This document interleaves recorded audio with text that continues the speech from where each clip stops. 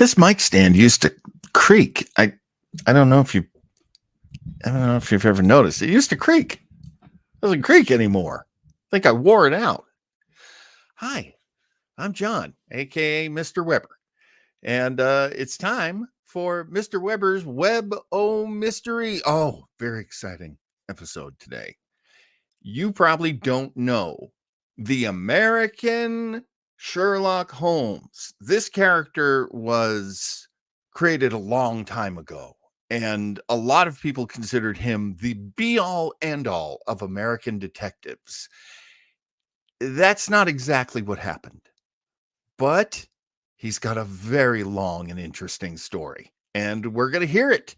And we're going to hear from him. His old time radio show, Nick Carter, is our detective for this show. And I hope you end up liking him because we're going to spend a lot of time with him. And he's a great detective. So here we go. Let's get the show started.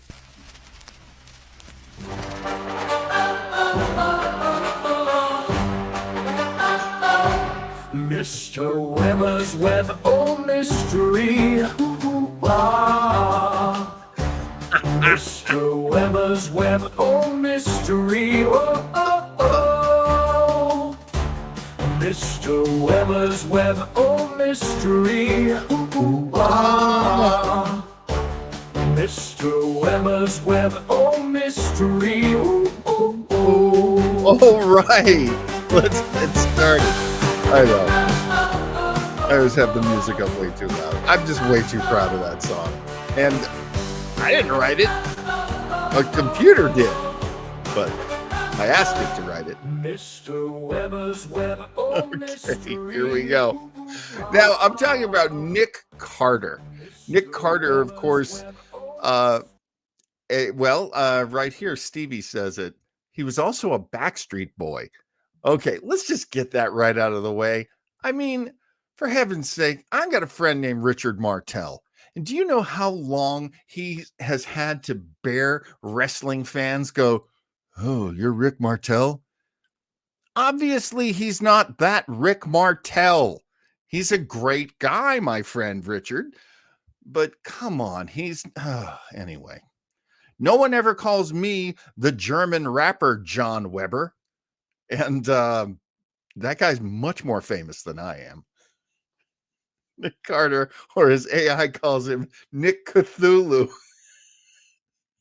Oh, Joe knows. Joe knows because I've been sending him. I broke down because, as you probably know, Joe Townsend does most of my graphics because he's a great graphic artist and very creative and just so good with all of the graphic stuff. I had to send him the AI that I've had made for my shows so he could fix it.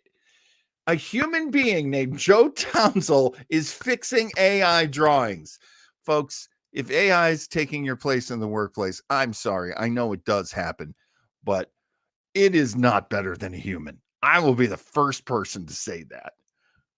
Or at least the humans I know. I know some excellent humans. Okay, let's talk about Nick Carter. Nick Carter was created in I can't believe my notes are being blocked by my camera. Sorry about that. Nick Carter was he was conceived by a young man at Street and Smith Publishing. And the young man's name was Osgood Smith. Yeah, Street and Smith Publishing. His father co-owned Street and Smith. So Nepo baby right at the beginning of the story. Sorry. His idea was this. What if there was a great detective and he had a son, and from a very early age, he raised that son to be a perfect physical specimen, to be a genius, a great student of sciences, and to have great detective skills. If this sounds like Doc Savage to you, Eventually, that would be something that Street and Smith addressed. You see, they were the publishers of Doc Savage. Until Doc Savage was made, this was who Nick Carter was, and he was this for several decades. The character first appeared on September 18th, 1886, in The Old Detective's Pupil, uh, or The Mysterious Crime of Madison Square. That's another thing. Nick Carter was a New York City-based detective. That would last for a short time. It was printed in the New York Weekly. And eventually, very quickly, Nick Carter became a hugely popular character. Great detective, great American detective. And he had his own magazine. And that magazine ran for 40 plus years, 43 years, I think. And that became a huge kind of old timey version of what a detective was for many years, this Nick Carter. The radio show appears in the late 40s, right after World War II, as a matter of fact.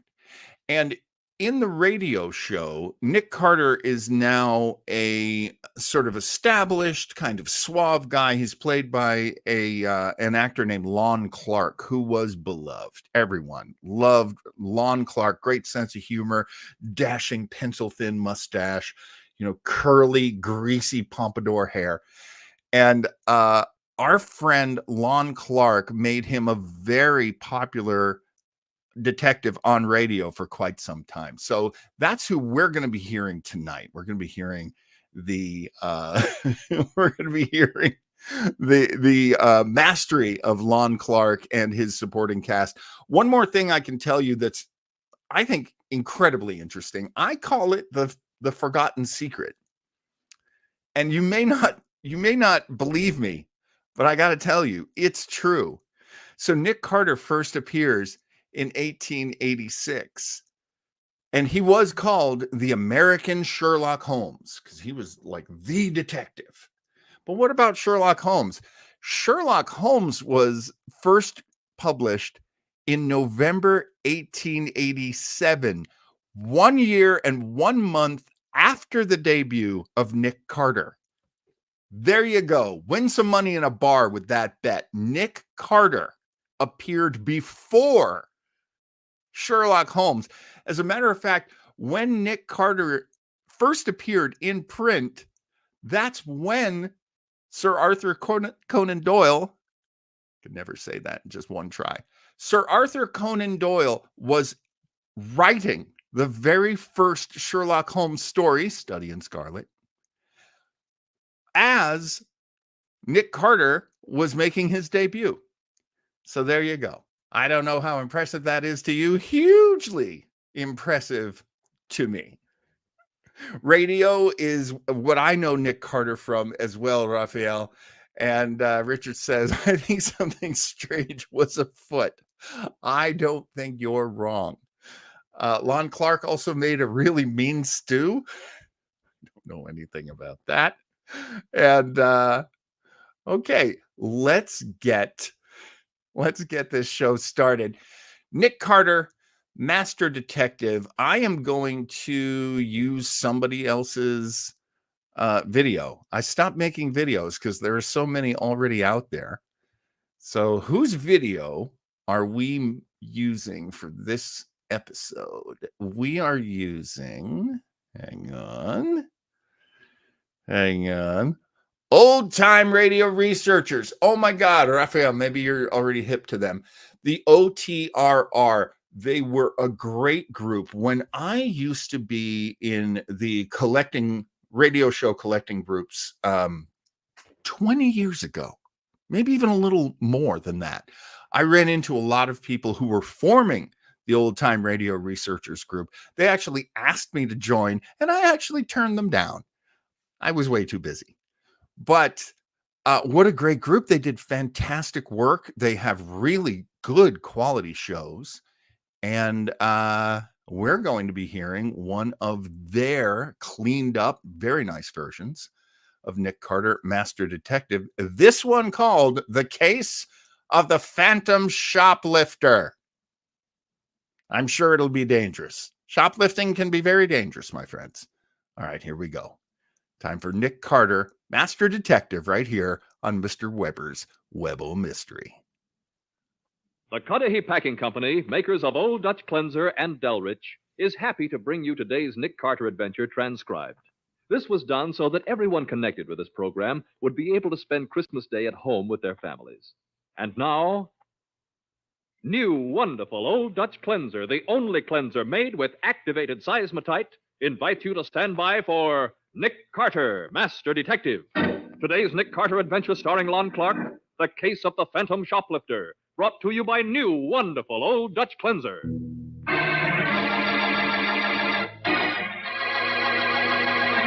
It is mid-afternoon as Sergeant Matheson and Nick Carter in a speeding police car turn into a street of cheap rooming houses. You can understand, Nick, that Warren's specialty shop can't stand losing all those expensive fur coats, even if it is a big woman's store. You sure it's the work of shoplifters? Sure. And we think Peggy Matthews, the girl we're going to see, is one of the shoplifters. Mm-hmm. Any reason to pin it on her? Well, one of the store detectives spotted her in the store this afternoon, but she got away from him. But after she left, another fur coat was gone. You just found out where she lives, huh? Yeah, we learned who she was from a beautiful set of fingerprints she left on a plastic case she'd been handling. So I got a warrant to pick her up on suspicion. How many fur coats have they lost, Matty? Oh, a dozen or more, Nick. Each of them worth over $3,000. Hey, quite a loss. Yeah. Must have been mink, huh? They were. What do you want? What? Well, who are you? This is my rooming house. I'm the landlady. We want to see Peggy Matthews. What do you want Peggy for? Take a look at this badge.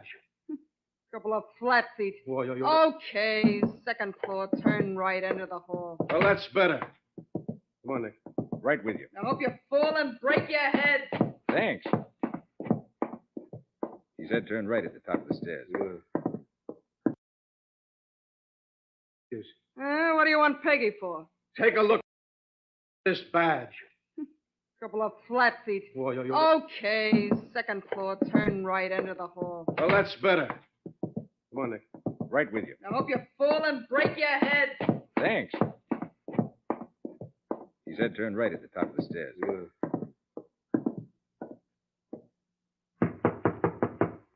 This must be the room. I don't hear anything, Nick. Well, with this warrant, we can go right in. Hey, door isn't locked. Great Scott. Oh. Someone moved faster than we did, Matty. She's been strangled with one of her own nylon stockings.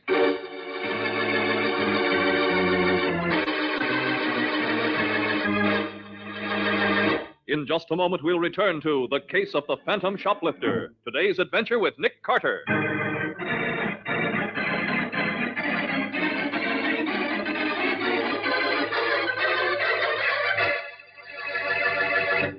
Maybe you were up way past midnight last night, trimming the tree, wrapping last-minute packages, planning wonderful surprises to greet your youngsters when they hopped out of bed at dawn this morning. You see, Christmas does get here, even though the youngsters think it's slow in coming. And you do somehow manage to get your 1,001 extra jobs done in time. And isn't it wonderful? Right now, chances are you're all together, the whole kit and caboodle of you, with your Christmas tree lights glimmering in the twilight, your radio turned on. A perfect opportunity for us to bring you this special message. The makers of Old Dutch Cleanser are happy indeed for the privilege of bringing these radio programs into your home throughout the year. Happy, too, that Old Dutch Cleanser itself is a trusted and helpful friend in so many of your homes. We hope you've all had a wonderful, wonderful Christmas Day, never to be forgotten.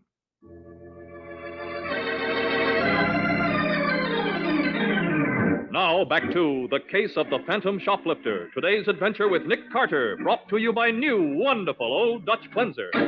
Nick and Mattie are back in the murdered girl's room after unsuccessfully searching the house for the killer. Several men from the homicide squad have just arrived and are going to work as Patsy Bowen hurries in. I came as fast as I could, Nick. Oh, you didn't tell me it was a murder. We called you, Patsy, because we thought this needed a woman's touch. Oh? Yeah, this dead woman is Peggy Matthews, Patsy. Uh-huh. She's a shoplifter who was seen acting suspiciously in the Warren specialty store this afternoon, just before another mink coat disappeared. Is this the coat here on the chair? No, we found that one in a clothes closet. She bought it a month ago in a small fur shop downtown. Now there's a label in the coat, and we phoned the store to check it. She paid $400 for it. 400 for this rabbit skin? Yeah? Oh, she got stuck but good. That's why I wanted you to see it, Patsy. I needed your opinion. Oh. Hey, Nick. Look, I've been thinking. Maybe we ought to bring the manager of the fur department of Warren's specialty shop down here to look at her, just to be sure this is the girl he saw, huh? Good idea, Matty. Come on, Patsy. We'll bring her back here as soon as we can, Matty.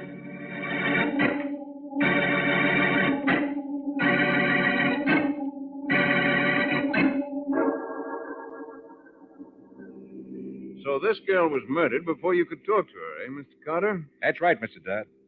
You sure you'd recognize her again? Oh, yes. This particular girl snooped around the fur department for some time. Although I didn't see her take anything. But you kept an eye on her. I'm afraid I didn't. You see, I was very busy with Miss Robard. Miss Robard, she's a fashion expert on one of the women's magazines, isn't That's she? right. Oh. Too bad this girl is dead, Mr. Carter. One of our most expensive fur coats was missing right after she left the store. Maybe she could have told us what happened to it. Well, we want to know where that coat went. We'll have to find out some other way, Mr. Dodd. The final curtain has fallen for Peggy Matthews.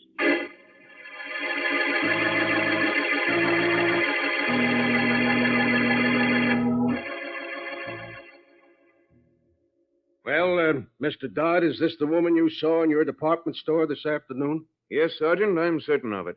No question at all. Uh-huh. Well, okay, Mr. Dodd, and thanks for coming down. Oh, Patsy and I'll run you back to the store, Mr. Dodd. We want to get a full description of the stolen coats anyway. Can we leave at once, Mr. Carter? You see, Miss Robard is waiting for me to get back. We've been in conference all afternoon, but there's still a lot left to do. Sure. We'll leave in just a moment. Hey, Matty, Yeah, Nick. did you dig up anything while we were gone? Well, just one thing, Nick. The landlady broke down, finally, told me that Bruno Seeley has come here to see Peggy a couple of times recently. Bruno Seeley, eh? Smart character. I'll have a talk with him shortly. Oh, Mr. Dodd, would you give me your expert opinion as to the value of this fur coat? It belonged to Peggy. She didn't shoplift that from our store, Miss Bourne. I'd roughly guess it was worth about $150. Uh-huh. Well, Nick, I guess I'm a fairly good judge of fur values. Patsy means that she told us Peggy Matthews was cheated when she paid $400 for this coat, Mr. Dodd. You just backed up her opinion. I see. Well, I don't think Miss Matthews minds being cheated anymore. Shall we go?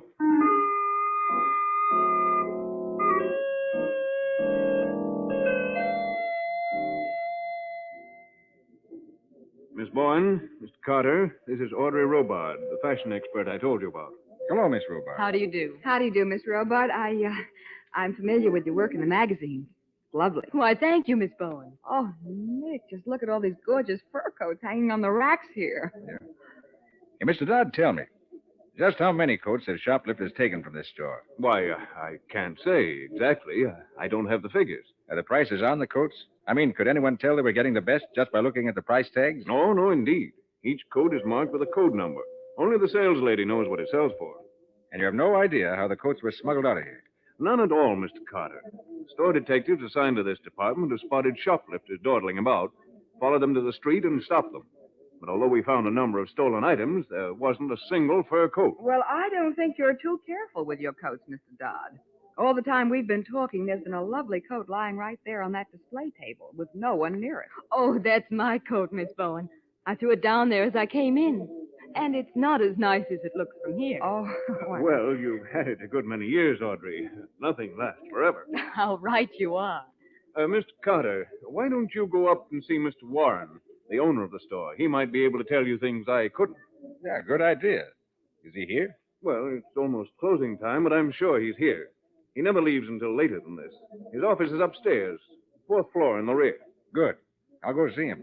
We need every scrap of information we can get.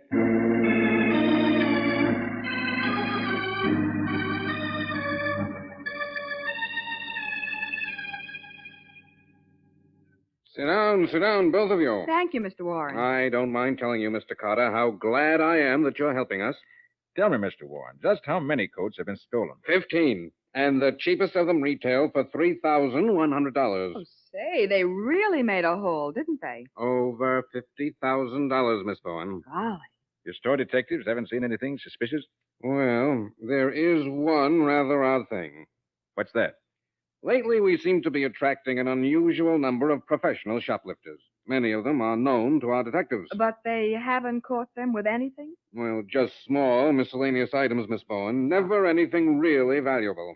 There's no way of smuggling the coats out to a crooked employee, perhaps. Absolutely not, Mr. Carter. Why, we've checked that thoroughly. Yet we're completely at a loss to know how the coats get out of the store. Well, thanks, Mr. Warren. Oh, not at all, Mr. Carter, not at all. Now, please don't hesitate to call on me for any sort of help at any time. I will. And we may have news for you soon. Good. We got one clue that may lead us somewhere. In fact, we're going to see the man in question right now.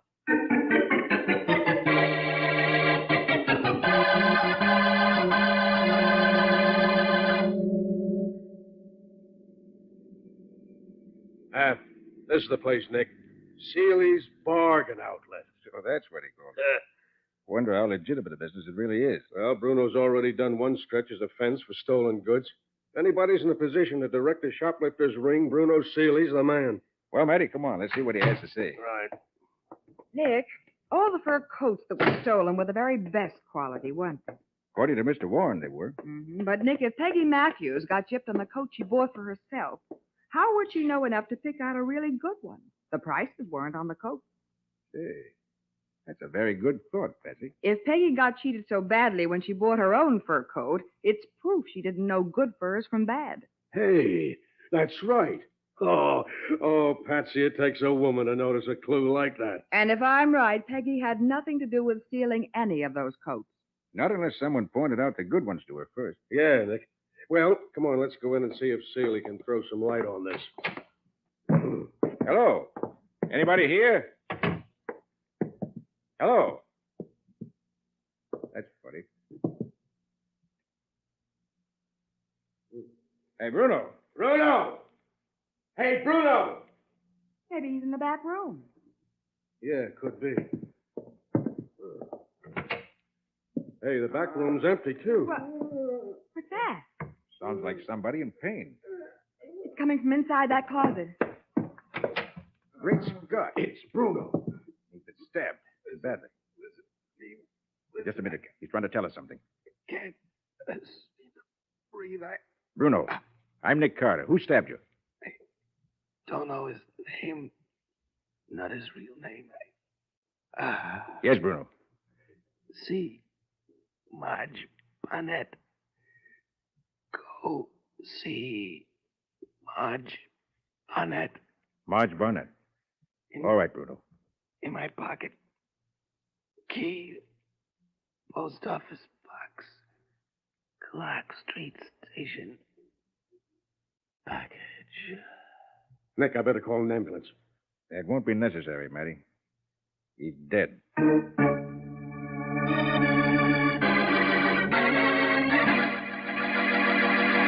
Nick and Matty are faced with a second murder. We'll see what happens in just a moment.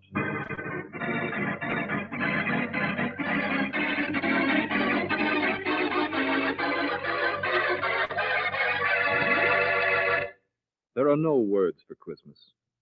The wreath of holly on your front door, the mistletoe, the glow of candles in your window. Yes, and the stately Christmas tree, brilliant with lights, shimmering with tinsel. The dinner, the gifts in gay wrappings.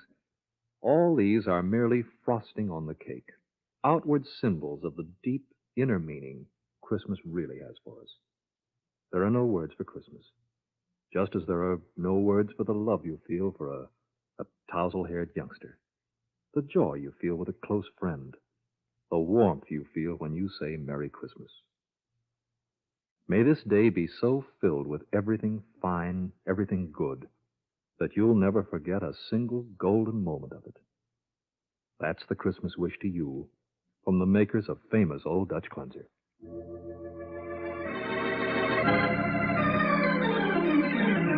Now, back to The Case of the Phantom Shoplifter, today's adventure with Nick Carter, brought to you by Old Dutch Cleanser. After summoning the homicide squad to take over at Bruno's store, Mattie, Nick, and Patsy have hurried to the Clark Street branch of the post office, where they have just opened Bruno's post office box. Yeah, there's a package here, but it don't weigh anything. Well, open it up, Sergeant. Yeah, that's what Bruno wanted us to do. Yeah. Well, will you look at this? Well, what in the world is it, Sergeant? A string of beads String from the of Warren Specialty Shop. And the price tag says only $15. Yeah, I don't get it. Here, let me see that wrapper, will you? Yeah, sure. This package was postmarked early this afternoon at a postal substation near the Warren store. And this necklace was stolen from that store today and mailed to Bruno. Yeah, probably from a mailbox right in the store. Warren to the branch post office on the 4th floor. Say, it's a smart idea. You nab something small, have an envelope all addressed, you just slip the loot inside, seal it, and mail it. Yeah, but what has all this to do with stolen fur coat? I don't know, Patsy. But we can be sure of one thing, Nick. The murders of Peggy and Bruno are tied up together somehow. And to one man, Matty. Bruno said it was a man, but we didn't know who he was. And just who is this Marge Barnett Bruno wanted us to see? She used to be a pretty good confidence woman, Patsy. Confidence woman? Yeah, Patsy. Lots of these confidence women turn to shoplifting when they begin losing their nerve or their looks. Look, I can get her address from our records, Nick. And you and Patsy can go and see her, huh? Sure, Matty. I'm going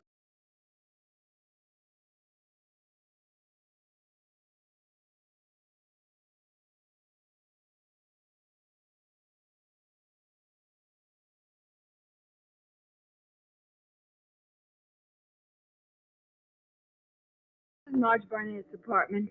Here's a name below the bell. Hope she's home. Well, the police certainly keep an up-to-date file on crooks, don't they? Sergeant Matheson got this address for us in only a few minutes. Yeah, Patsy. People only knew how. Yes? Hello, Marge. I beg your pardon. Am I supposed to know you? I know you.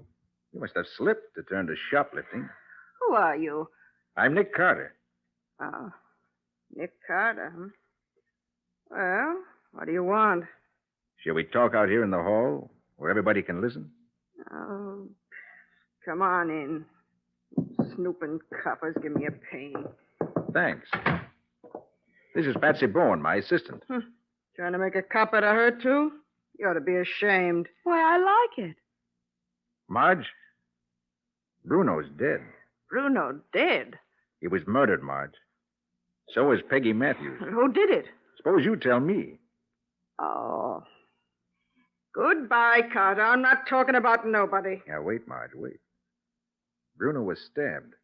When we found him, he still had a few seconds to live, and the last thing he told us was to come and see you. Bruno said that, did he? He did. I wonder why. Maybe he was trying to save your life. Hey, come on, tell me, how'd you get into this anyway? Oh, I'm getting old, Carter. As you know, I've been everything from a cheap shill to the operator of a big store. From the best roper you ever saw to a plain subway dealer. You've been what? In English, Patsy. She means she fronted for con men and rose to become the operator of an important con game herself. She worked from the top as the smart, pretty girl who brings in the suckers. Being a subway dealer means she was reduced to dealing cards from the bottom of the deck. Well, it sounds almost fascinating, if I could understand it. How many of these small, inexpensive items did you steal, put into a package, and mail to Bruno, Marge? So you're wise to that, huh? I thought it was pretty good. Yeah, it was. Until fur coats and murder got mixed up in it. Where do fur coats come in? Look, Bruno paid you to steal these small articles for him. And paid you more than you could get anywhere else, didn't he? Yeah. He said he had a particular customer for a lot of that junk. All right. Just what orders did he give you? Well, I never did understand it, Carter. We were supposed to show up at Warren's specialty shop at a certain time and just wander around. Did those instructions include visiting the fur department? Why, yeah. Yeah, well, we had to pass through the fur department on our way to the counter where this certain kind of glass junk was sold. And you, lingered in the fur department. What woman wouldn't? She's got a point there, Nick. Yeah. And this business is getting a little clearer. Well, so help me, that's everything I know. Well, thanks, Marge. All right, Patsy, come on. We'll make another call on Hugh Warren, who owns the store. I think we can do something for him if he'll do something for us first.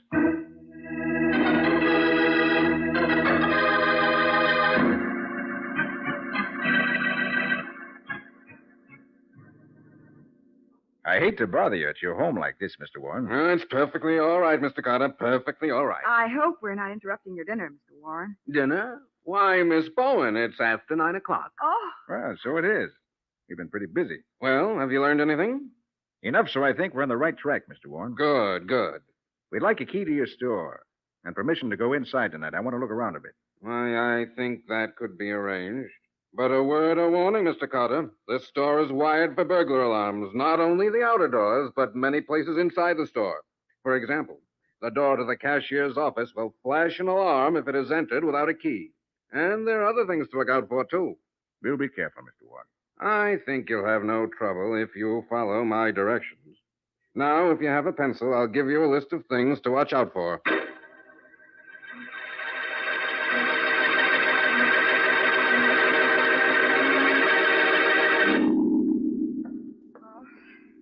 golly, Nick. I never realized how lonesome a store like this can be after everyone's gone. Yeah. Wonder where the watchmen are.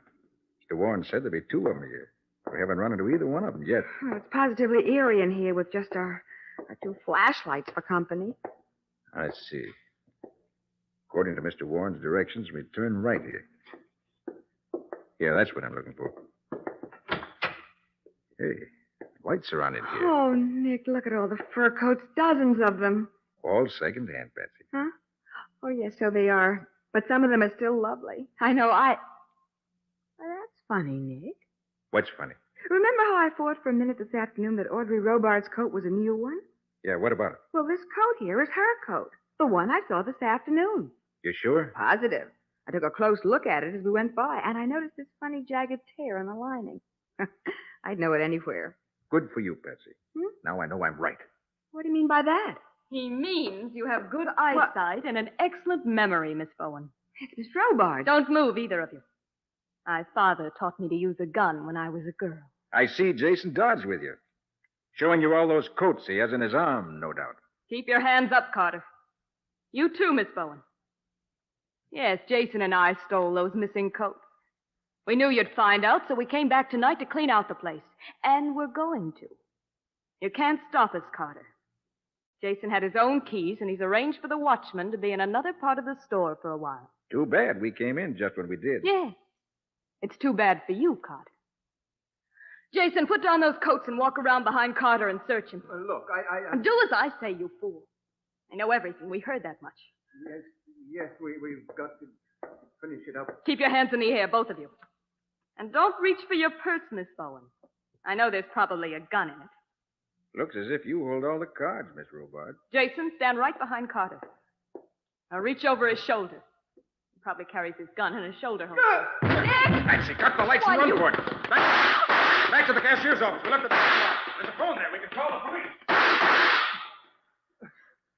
Audrey, what happened? Oh, you fool, Jason. Letting him throw you like that. I couldn't help it. He moved so fast. When I reached over his Never shoulder... mind. They're headed for the cashier's office to phone. Well, we can stop that. The switchboard's right over there. I can even find it in the dark. And then find it. If we can stop them from calling for help, we've got them cornered.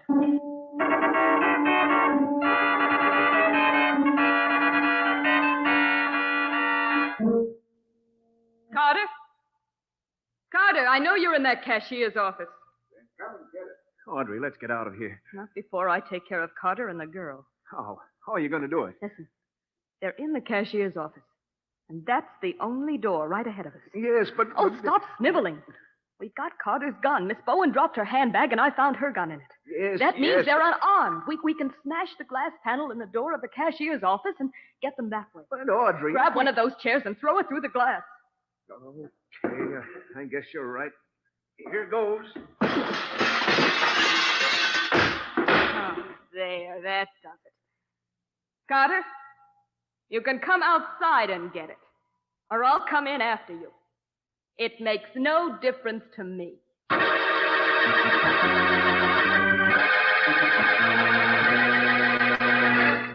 Nick and Patsy are trapped in a small office without weapons and with the telephone cut off. We'll see what happens in just a moment.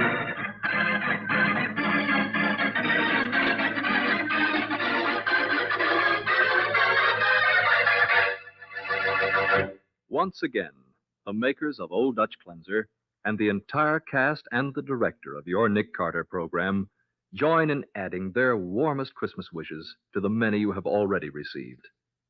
We hope that today has been a truly beautiful Christmas for you, and that the coming new year will be filled with an abundance of pleasure, prosperity, and peace.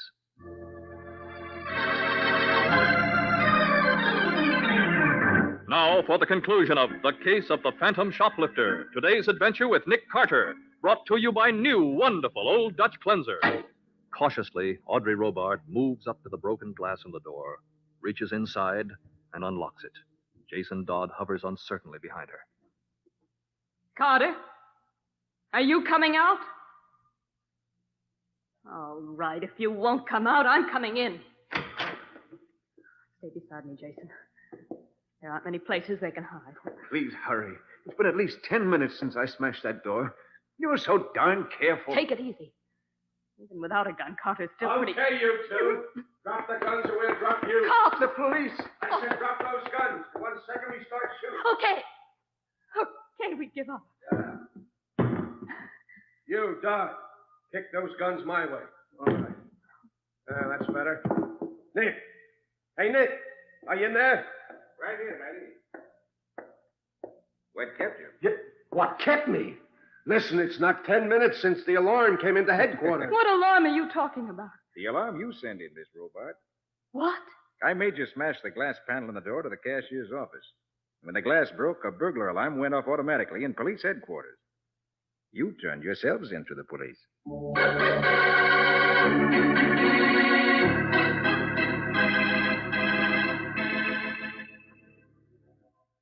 All right, Nick.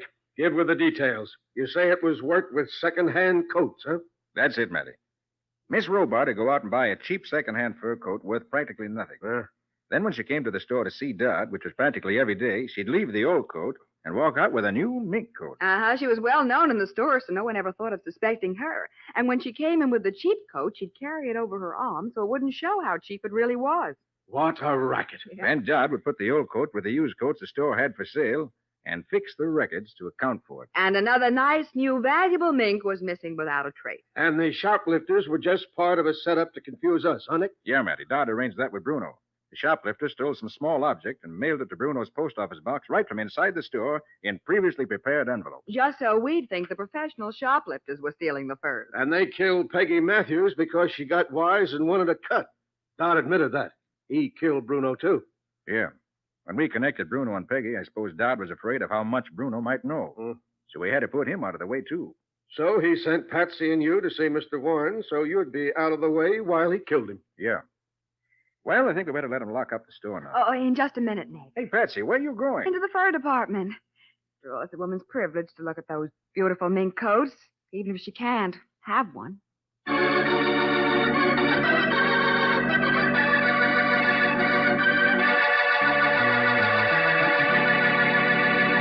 Nick, I want a quarter. Oh, come on, Patsy. You've had enough lemonade and hot dogs. Let's go ride in the carousel. Oh, no, I want to have my handwriting analyzed in this machine. Handwriting analyzed? Yeah. Hey, Patsy, remember that case down in the Smokies? Oh, do I?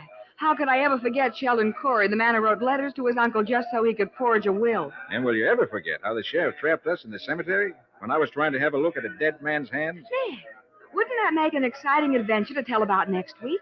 Yeah, it would at that. Good. And I'll call it The Case of the Perfect Penman.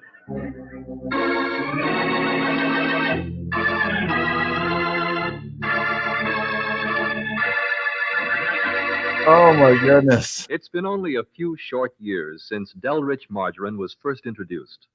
But in those years, Delrich has won many, many friends.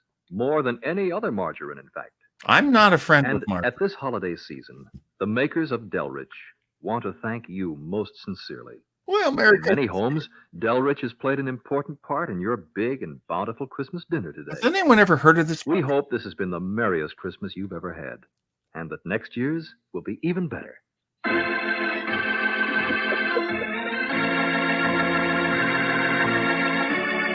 Oh, my goodness me. Nick Carter, Master Detective, is presented each week at this same time by the Cudahy Packing Company. It is produced and directed by Jock McGregor and is copyrighted by Street and Smith Publications, Incorporated. Lon Clark is starred as Nick, and Charlotte Manson is featured as Patsy. Ed Latimer plays Matty.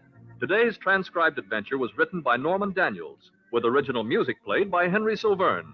This program is fictional, and any resemblance to actual persons, living or dead, is purely coincidental. Surely. This is Michael Fitzmaurice saying, when minutes count, use new, wonderful Old Dutch Cleanser. I didn't know that. Cut ahead.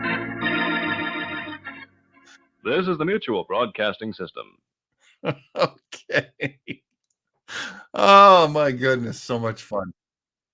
Hang on. Don't do that. Hang on. Gotta close that. There we go. I didn't realize. Cudahy, Wisconsin. Very fancy. Very nice. Gotta scrub this floor now, says Joe. Raphael says, no mention for the organist. There are two people in old time radio, and I think Raphael, you'll agree with me on this. Two people who are the most unappreciated, unsung heroes of the genre, and that would be the organist and the sound effects guy, the Foley man, or the Foley team, depending on what show you're talking about. They are the heroes. They are the ones who make everything happen, and really quite a workout in this episode. I do want to tell you that next week is a big, big event. Not for the Web of Mystery. Well, kind of. Next week is the return of Retro Rangers. Retro Rangers is back, and we will find out who shot JT in our last episode of season 1. Someone had shot JT, who was a no good man in a cowboy hat, and we'll find out who did. We'll also have a potpourri. We're gonna have a we're just gonna watch weird videos that we can get away with watching, and if anybody would like to suggest any, I now have really kind of figured out how to do this. I'm very proud. Take a look at SB80_comms. So that would be SB80. Which is me and Joe together. That's our band. We make streaming web programming, and SB80_comms. Go ahead and hit me up. However you want. It works on Instagram and it works on Twitter. I'm not saying X. I am not saying it. Twitter. Twitter is going to be around a lot longer than X. So you want to hit me up with any ideas of any videos that you would like to see us all respond to next week on Retro Rangers. That would be great. You can always find me, John Weber, on Facebook as well. Weber Internet Thingy has its own webpage. So does SB80. So lots of ways to do that. And I absolutely want you to listen to Joe Townsell. Send us your video pics, everyone, because we're going to just watch many videos, many different kinds of videos. I don't care if it's an old, film from the 20s that has somehow been rescued and we can watch a bit of that, or, we're not going to watch the whole thing if it's like half an hour or longer. But we're going to watch a lot of little funny things. And we always have a good time when we do that. It's how we started season 1 of Retro Rangers. It is how we will start season 2 as well. Speaking of underappreciated people in old time radio, Raphael points out scriptwriters. Yeah. Sometimes they would tell you the name of the person who wrote the episode, but many times they wouldn't. And sometimes the director or the producer would claim that they wrote it when really some poor writer who didn't even get an on-air credit was the one who did the job. Of course, writing old-time radio was a really tough job because you write it, you don't have a lot of time to perfect it, the actors do it, and then they take a they take a waste paper basket and they take your script and they just throw it away. Because in radio, almost everything was thrown away after they did it. They were a live medium. They never realized that 80 years later, a bunch of people would be sitting around on computers connected to each other through video phones or whatever they thought we were. Yeah. So it's very exciting. What do we have here from Raphael? The only one bouncing around in my empty head, Flintstones Winston cigarette commercial. Joe, did we do that one last time? I don't know if we've done that one before. Thank you, Raphael. That's an excellent suggestion. And here, Grandpa's going to write that down. I'll write that down. Spider hat, your legs are so crazy. Now, the question of what is going to happen to Mr. Weber's Web O Mystery. I do want to keep the show going, but obviously not in this time slot. I was just doing the show to make sure that people could still come to this time slot so that when Retro Rangers returned, it's just you doing what you do every Sunday. And I appreciate that. And Joe appreciates that. And, we can't wait to see you 5 p.m. next week when we start season 2 of Retro Rangers. Now, that is oh, yeah, we did. Joe says we did do that. Raphael, I'll find you another funny commercial. There are a million out there inspired by the Flintstones smoking Winstons. Yeah, that's crazy. That is crazy. So Raphael says, strangely, OTR saved by records for soldiers overseas. That is entirely true. Entirely true. Also, recording radio shows became it became legal. It became something you were allowed to do. At first in radio, they wanted everything to be live, but there was one star who said, I have to pre-record my shows, and that's that. And I'll tell you, that star's name was Bing Crosby. One of the main reasons why transcription discs became okay was because of Bing Crosby. He was that powerful. Stevie, you're going to be with us next Sunday. Excellent. Excellent. I absolutely agree with Joe. Much appreciated. No shortage of smoking TV characters back then. It's so true. It's so true. So there will be some weird smoking. Let me see how much time we have left. Oh my gosh. We don't have a lot of time left, but I wanted to play a little extra for you. A little Nick Carter extra. Nick Carter was a really popular character. He adopted a plucky orphan at one point. I already made the comparison to Batman. It's there. It's just there. At one point, even though the kid is, depending on what the writers wrote at any given time, he was either 5 years or 15 years younger than Nick. But Nick did adopt him, and his name was Chick Carter. Now, we're going to hear just a little bit of Chick Carter. Honestly, it's a mess. It's a mess. And only 4 episodes seem to have been rescued from time's ravages. So I can't give you a whole lot of information about this. There really isn't a lot. So we're going to listen to a little bit of it, and we're going to bag out after about under 10 minutes, because then we got to say goodbye. So let's take just a little time to listen to the wildly bizarre serial. This is just a chapter of a much larger story, which is one reason why we can't listen to the whole thing, because I don't have the whole thing. So here's just a little bit of Chick Carter, starring a young actor named Leon Janney as the adopted son of Nick Carter. And here we go. Mutual to YOU. Sending. Are you ready? YOU to Mutual. Ready? Go ahead. Then listen to the adventures of Chick Carter, Boy Detective. The original, yeah. Yes, sir, boys and girls. We're on the beam once again, sending you the adventures of Chick Carter, Boy Detective, the adopted son of Nick Carter, Master Detective, whose own strange and curious adventures are heard over many of these stations every week. We've been learning through Chick's written report to Nick how the Rattler captured Major Pennington, brought him to Crystal Cave, where he's been trying to torture out of him the hiding place of the Book of Evidence against the Rattler and his gang. But Chick and Sue tracked them to Crystal Cave, while their pals Beef and Bones went for help in the person of Chief Barlow of the Millbrook Police. But Chick and the Major have their doubts about Chief Barlow. Is he one of the Rattler's secret agents? Well, for a little while, Chick turned the tables on the Rattler, had him in his power. But Chick and the Major, not knowing the way out of Crystal Cave, picked the wrong cavern to follow.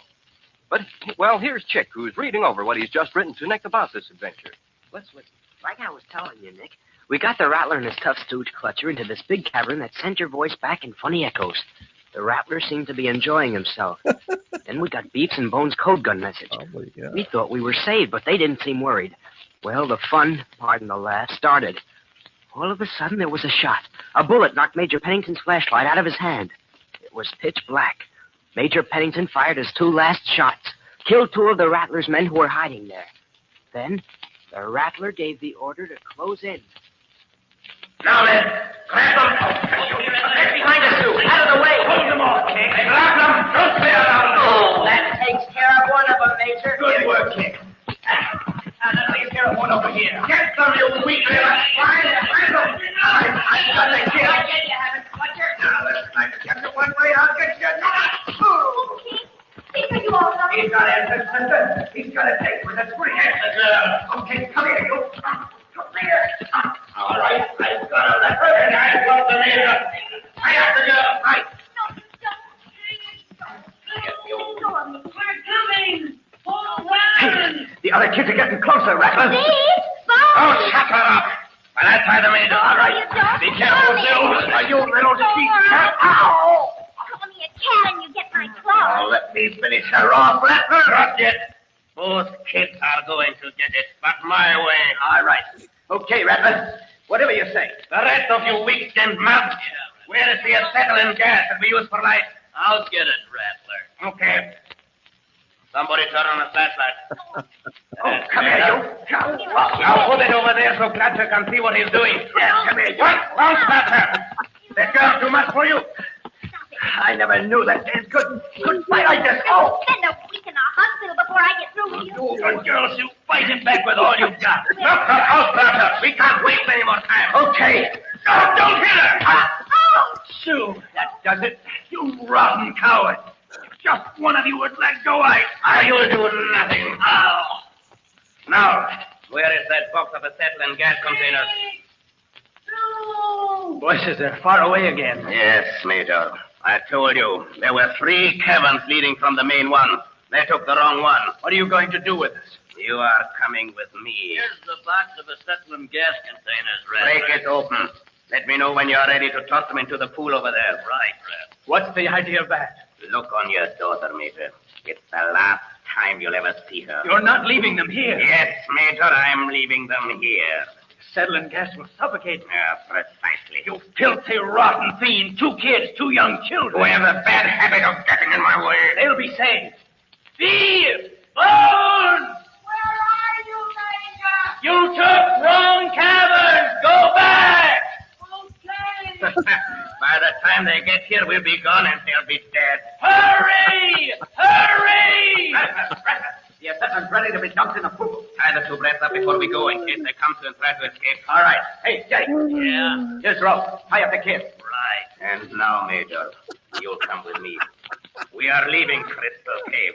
It is getting too popular with snoopers. I have another hideout. Another place where I'm sure I will be able to make you talk.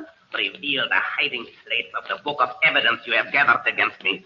After what I've been through, Rattler, do you honestly think that anything could make me talk now? You'll talk, Major, even if I must peel off your skin inch by inch to make you. Okay, Rattler, the kids are tied up now. Good. All right, Rattler, we better take the bat there. I don't want to run into Chief Barlow. Very well. Turn on the gas and throw the containers into the pool.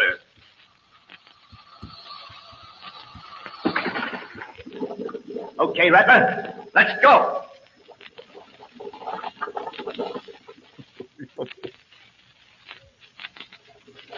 Oh my God.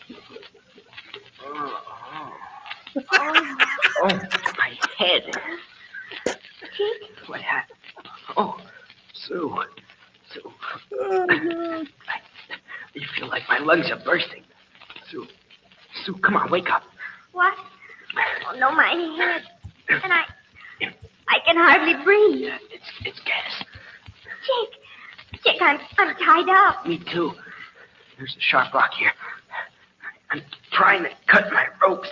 Why can't I breathe? It's so hard. Hear that bubbling noise? Wait, Chick. I remember something about acetylene. That's what it is, all right. If we don't get free out of here, it'll suffocate us to death in no time. How are the ropes coming? Tough. Takes time to saw a thick rope, though. Well, I'll try to get mine off, too. No, save your energy. You'll need it later. If I get loose, I can free you in a jiff. Okay. Chick, where's Beef and Bone? How do I know? Oh my gosh. Oh, well, I'm very sorry. We're running out of time. I can't even play the rest of this for you.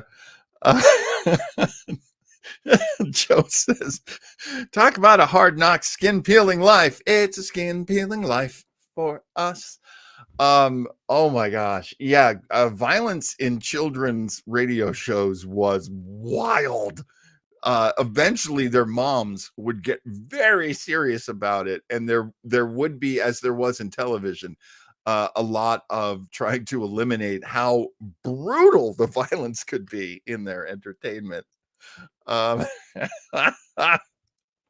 like to keep the show under an hour, so I'm cutting off Chick Carter. But again, we don't have the whole thing. We only have a little sampling of it. So would you like better? Because frankly, I think Chick sounds a little more fun, a little more exciting than Nick Carter. Oh, I had no idea Elmer Fudd had his shotgun taken away. Oh, the parents, I can't remember what that group was called. There was a group in the 70s that took all the fun cartoons off the air. But yeah, let's wrap it up. Raphael, thank you so much for being with us. Stevie,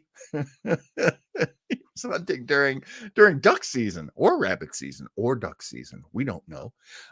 Stevie, thank you so much for being with us. Elmer Fudd is a scythe now. No way. Joe, thank you so much. Joe and I will be here next week. Once again, we are returning with Retro Rangers, 5 p.m. Or 8 p.m. if you are on the West Coast, as Rick Martel is. And Rick, I will definitely thank you for joining us. If not here, I will thank you in real life. Tell all your friends the TV show is back. Retro Rangers is back next week, and we cannot wait. We cannot wait. It's going to be so much fun. Raphael, I hope you join us and become one of our Retro Rangers, just as you've become one of our Radio Rangers here on Webo Mystery. We will have more news next week on when the next version of Webo Mystery will be playing, and I hope everybody will be able to make it. I'm still trying to find the right time to do it, the right night and the right time, because we love getting people from everywhere, not just the West Coast of the United States, as wonderful as it is out here. That is it. Let's get started on finishing this up. And thank you so much. Thank you so much for making this just such a wildly fun show. And Raphael, thank you. I am so happy that my insanity is also your insanity. I cannot wait to do the next version of this show. I'll let you know when that happens. Good night.